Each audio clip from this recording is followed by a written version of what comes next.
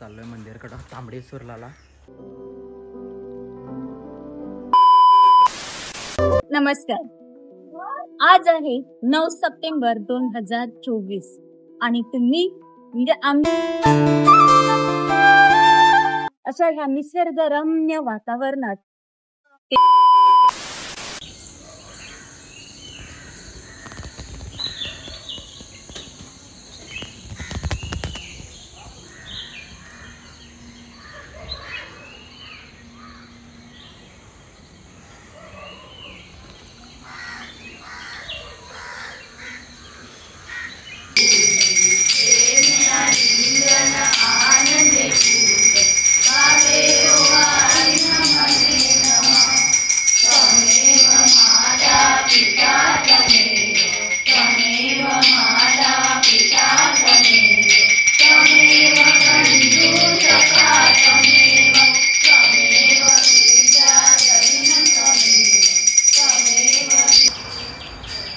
सकाळ झाले. आता आंघोळजन करून फ्रेश झालो आम्ही.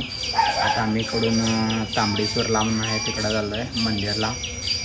शंकरचं मंदिर आहे, जाऊया, तुम्हाला पण दाखवतो. चला जाऊया.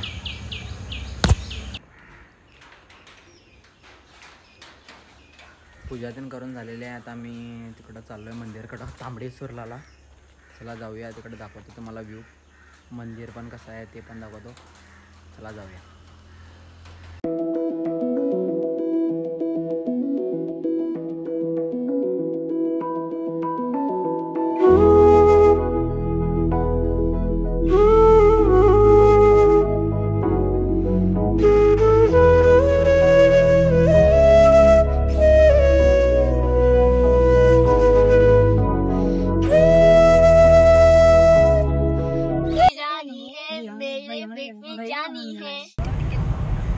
आता आलोय, पोचलोय तांबडेश्वरला.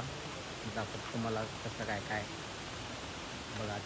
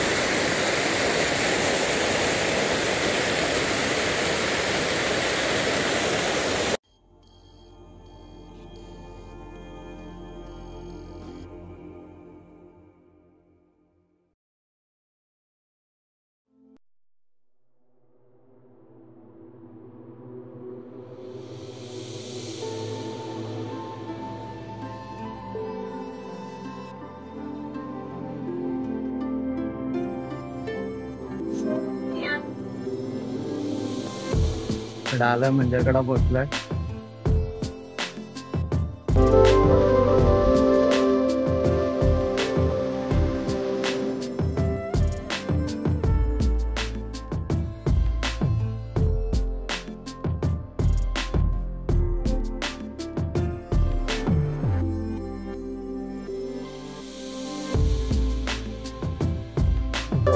नमस्कार.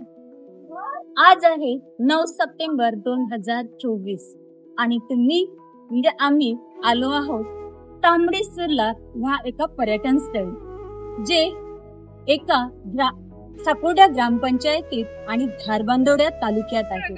आणि धारबांदोडा तालुका म्हणजे आमच्या गोव्याचा एक 12वा तालुका. आज तुम्ही बघायला आलात आमचे एक प्राचीन काळीन म्हणजे हिस्टॉरिकल टेम्पल, ते म्हणजे आमचं महादेव मंदिर, जे कदंबाकालीन आहे.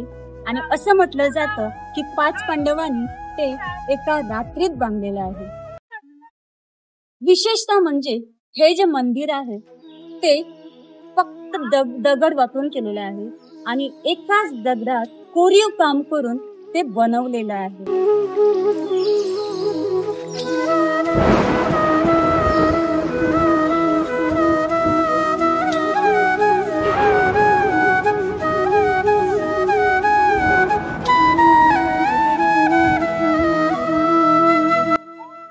इथं जे 4 तुम्हाला मूर्ती दिसतात त्या आपण म्हणतो की ते 5 पांडवाच्या मूर्ती आहेत.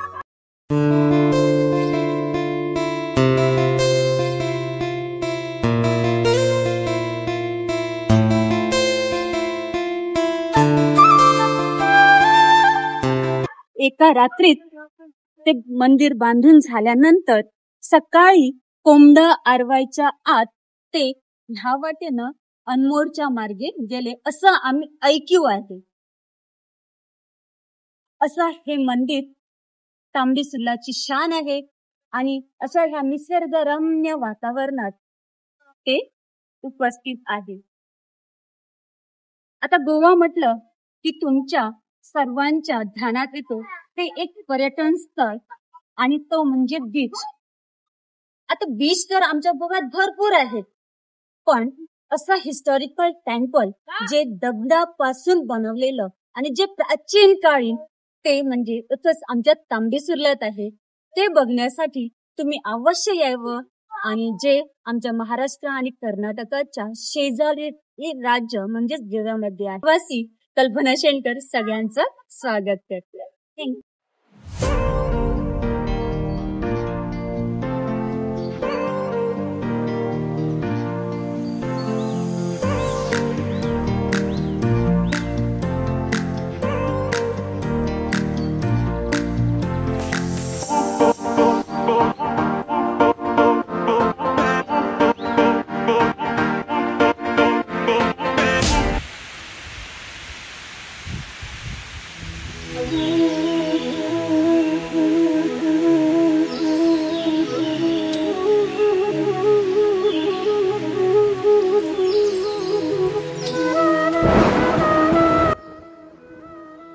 मंदिरला त्यानं जाऊन आलो, दर्शन त्यानं घेऊन, तुम्ही बघितलं असेल आणि स्टोरी पण सांगितली आहेत आत्यानी, मग ती पण बघितलं असेल तर इथंच ब्लॉग एंड करतो. लास्ट पर्यंत ब्लॉग बघितला असेल तर लाईक कमेंट शेअर सबस्क्राईब करा. चला भेटूया नेक्स्ट ब्लॉग मध्ये.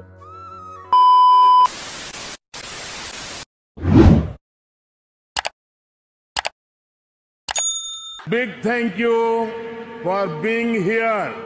बहुत बहुत धन्यवाद.